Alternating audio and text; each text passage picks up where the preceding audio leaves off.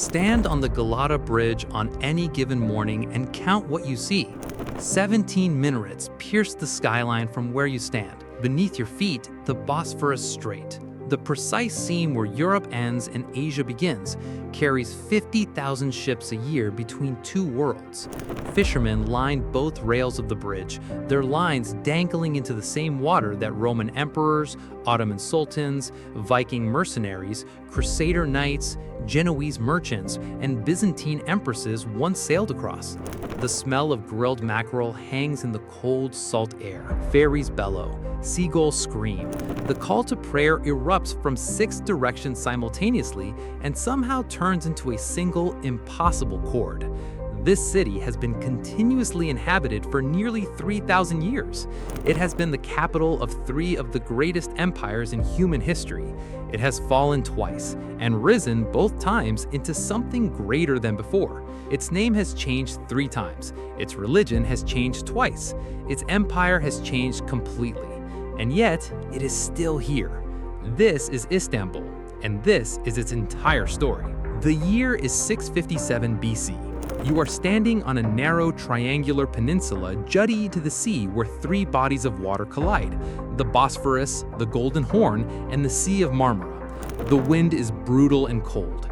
Behind you, dense Thracian forest. Ahead of you, the most strategically perfect piece of land on Earth. You are with Byzas of Megara, a Greek colonist who has just done something that will echo for 3 millennia. He has founded a city here. He has named it after himself, Byzantium. Now, here's the fact that historians argue about to this day.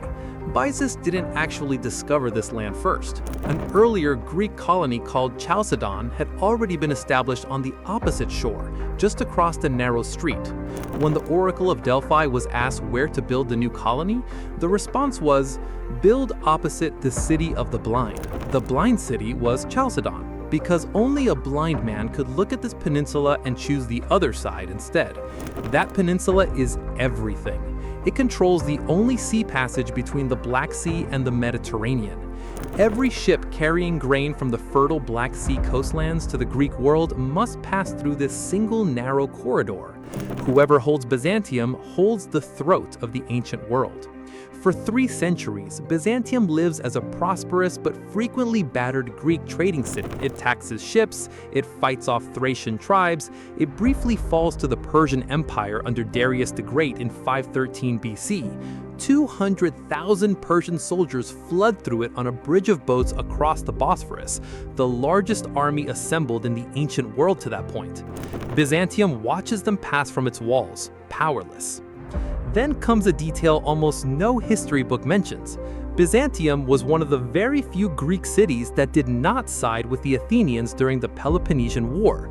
It switched sides mid-conflict, from Athens to Sparta, when Spartan admiral Lysander arrived with a fleet in 405 BC and cut off Athens' grain supply through the Bosphorus. Athens, starving, surrendered within months.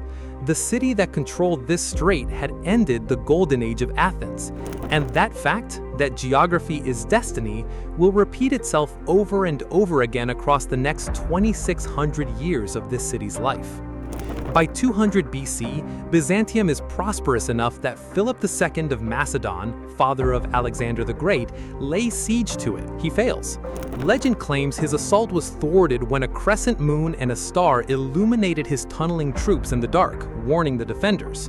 Those symbols, a crescent and a star, will become the emblem of this city for the rest of eternity. But the Greeks' era at the edge of the world is drawing to a close. A new power is rising in the West, and it wants everything. The year is 196 AD. You can smell the smoke from 3 miles away. The Roman Emperor Septimius Severus has just spent 3 years besieging Byzantium. 3 years because the city refused to surrender. Its walls are extraordinary. Its defenders are ferocious, but food runs out. The city falls, and Septimius Severus, furious at the resistance, orders it torn down, the walls demolished, the privileges stripped, the proud city reduced to a village subordinate to its rival Perinthus. Then he visits the ruins and changes his mind.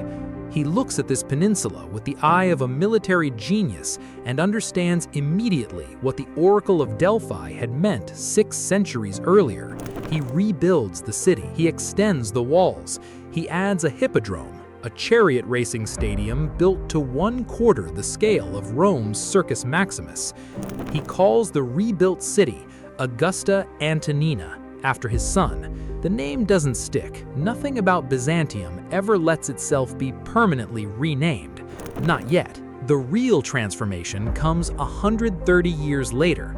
The year is 324 AD, and you are witnessing one of the most consequential decisions in the history of Western civilization. The Emperor Constantine the Great, fresh from defeating his last rival, Licinius, in a naval battle just offshore, stands on this peninsula and declares it the new capital of the Roman Empire. Not Rome, here. He paces out the new city walls himself, on foot, with a spear, while his courtiers scramble to keep up and ask when he'll stop. He walking. He reportedly says he will stop when the god who walks before him tells him to stop. He names it Constantinople, the city of Constantine. Here's what most people don't know. Constantine initially planned to build his new capital at Troy. Yes, that Troy, the legendary city of the Iliad in what is now northwestern Turkey. He actually broke ground there. You can still find the unfinished walls. But he abandoned the site and chose this peninsula instead. 3,000 years of mythology about Troy, and Constantinople made the world forget it ever existed. Constantinople becomes the richest city on earth within 1 generation. Constantine builds the great hippodrome capable of seating 100,000 spectators. He fills it with plundered treasures from across the empire. The serpent column from Delphi, the Egyptian obelisk of Thutmose III, statues stripped from every sanctuary in Greece. He builds a palace complex that will take 800 years to fully complete. He builds the first great Christian church on the site where Hagia Sophia will one day stand. Because Constantine does one more thing that reshapes history. He makes Christianity the favored religion of the Roman Empire.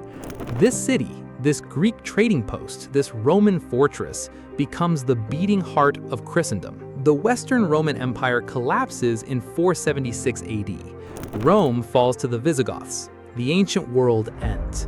Constantinople doesn't fall. Constantinople barely notices. For the next 1,000 years, while Western Europe stumbles through the Dark Ages, no sewers, no libraries, no urban medicine, populations that collapse from millions to hundreds of thousands, Constantinople remains a city of 500,000 people, running water, hospitals, universities, and a bureaucracy so sophisticated it makes modern minds dizzy. The Byzantines, as historians call them, though they called themselves Romans until the very end, hold the line of civilization. And no moment tests that line more savagely than the year 532 AD. The Nico riots, 5 days in January. The chariot racing factions of the Hippodrome, the Blues and the Greens, merged their hatred of Emperor Justinian into a single murderous uprising. 30,000 people die. Half the city burns. Justinian is on the verge of fleeing by ship when his wife, the Empress Theodora, a woman who had been born into a circus family and once performed on stages that polite society refused to name, stands before the panicking court and delivers the words that saved the empire. Purple makes a fine burial shroud. She refuses to flee. Justinian stays. His general, Belisarius, seals the Hippodrome gates and massacres the rioters inside. 30,000 more dead in a single afternoon. The city survives, and from the ashes, Justinian builds the Hagia Sophia, the greatest building on earth for the next 1,000 years, completed in a breathtaking 5 years and 10 months. When Justinian walked into its completed interior and saw its 55-meter dome, still the world's largest unreinforced masonry dome, he reportedly said, "Solomon, I have surpassed thee." He wasn't wrong, but the empire that built such wonders is being slowly bled dry. Plague, warfare, theological civil wars, and the unstoppable rise of a new religion to the south are grinding Byzantine power to fragments. And on a May morning in 1453, The fragments finally shatter. The year is May 29, 1453. You are inside Constantinople. You have been here for 53 days. The Ottoman Sultan Mehmed II, 21 years old, has surrounded the city with an army of 80,000 men and a fleet of 145 ships.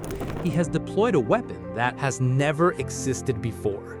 A cannon so large it takes 60 oxen and 200 men to move it, and fires stone balls weighing 600 kilograms. You can feel each impact in your bones from half a mile away. The ancient Theodosian Walls, the most formidable defensive structure in the medieval world, never breached in 1,000 years, are beginning to crack. The defenders number 7,000 total against 80,000. The last Byzantine emperor, Constantine the Paleologos, has refused multiple offers to surrender in exchange for his life. He has reportedly taken off his imperial regalia, thrown it to the ground, and charged into the final breach with a sword in his hand. His body is never found. The Byzantines, even in the final generations of the empire, maintained that an emperor could only be recognized by his purple boots. Somewhere in that last breach, the purple boots vanished from history forever. Mehmed II rides into the city and goes directly to the Hagia Sophia. He dismounts, he picks up a handful of earth and pours it over his turban, a gesture of humility before God. Then he enters the greatest church in Christendom and orders it converted into a mosque. Here's the detail that shatters every assumption. Mehmed II, the conqueror who just ended a 1,000-year empire, immediately issued edicts protecting the Christian and Jewish populations of the city. He invited the Greek Orthodox Patriarch to remain. He restored the Patriarchate. He allowed the Genoese merchants of the Galata district to continue their trade under their own administration. He called himself not just Sultan, but Kaiser Rum, Caesar of Rome. He genuinely believed he had not destroyed Rome, but inherited it. He was, by any measure, correct. Under the Ottomans, Constantinople, which the Turks called Constantiniye, though Istanbul was its Greek nickname meaning simply in the city, becomes the capital of an empire stretching from Algeria to Azerbaijan, from Budapest to Baghdad.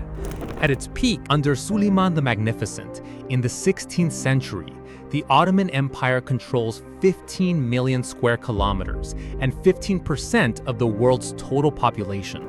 Suleiman rebuilds the city as a paradise on earth. His chief architect, Mimar Sinan, a Greek Christian conscripted as a child soldier who converted to Islam and became the greatest architect of the millennium, builds 477 structures in the city alone. The Suleymaniye Mosque, the Shehzadeh Mosque, an aqueduct system, bridges, caravanserais. Sinan worked until he was 90 years old. He reportedly said he considered his greatest work not the soaring Suleymaniye, but a small mosque in Edirne called the Selimiye, designed when he was 80. For 400 years, Istanbul is the fulcrum of the world. Spices, silks, ideas, armies, and plagues all pass through it. The city swells to 700,000 people by the 17th century, larger than London and Paris combined at the time. But empires, like all living things, age. The 18th century brings military defeats.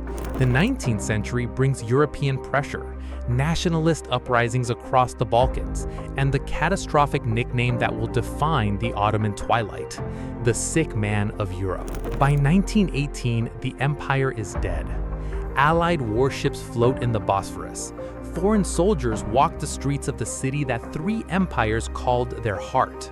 And yet, one more time, Istanbul refuses to be finished. The year is 1923.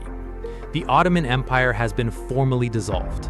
A man named Mustafa Kemal, who will take the surname Ataturk, father of the Turks, has fought a brutal 3-year war of independence against Greek, Armenian, French, British, and Italian forces, and he has won. He does something that shocks the world. He moves the capital. After 1,600 years as a capital of empires, Istanbul is stripped of its political crown. The new Turkish Republic's capital is Ankara, a small, dusty Anatolian town of 30,000 people. Ataturk deliberately chooses it for exactly that reason. He wants to build a nation torn toward the future, not toward the weight of 3,000 years of imperial history. Istanbul is wounded by this. Its population crashes from 1.2 million to under 700,000 by 1950, as Greek, Armenian, and Jewish communities, who had formed the commercial backbone of the city for centuries, emigrate under pressure. The city that had been the center of the world becomes, briefly, a provincial backwater. Then, the city does what it has always done. It adapts. In 1930, the Turkish government formally requests that foreign postal services use the name Istanbul, the Greek vernacular name that ordinary people had been using for the city since the 10th century. The world complies, slowly. In 1955, an anti-Greek pogrom, 3 days of mob violence targeting the remaining Greek community, empties the city's centuries-old Rum Orthodox neighborhoods almost overnight. It is one of the darkest moments in modern Turkish history, still actively debated and mourned. And yet, the city absorbs the wound and keeps moving. By the 1980s, Istanbul is growing again. Millions of rural Turks migrate to it seeking industrial work. The population hits 3 million, then 5 million, then 10 million. Today it stands at approximately 16 million people, the largest city in Europe, though it sits on 2 continents simultaneously and refuses to be categorized by either. 2 suspension bridges and 1 rail tunnel now span the Bosphorus, stitching Europe and Asia into a single metropolitan fabric. The Marmaray Tunnel, opened in 2013, allows you to travel by subway under the strait. The same strait that Persian kings bridged with boats, that Byzantine admirals chained shut with iron chains, that Ottoman fleet sailed through under full canvas in the morning light. There is a word in Turkish, huzun, that the Nobel Prize-winning novelist Orhan Pamuk, who was born in Istanbul and has written about it his entire life, spent an entire book trying to explain. It roughly translates as melancholy, but it isn't personal melancholy, it is collective melancholy.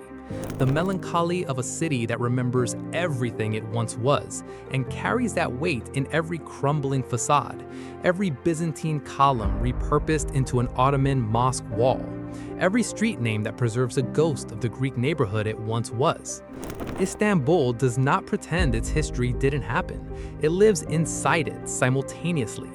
You can stand in the Hagia Sophia and touch a Christian mosaic and a Muslim calligraphic medallion on the same wall.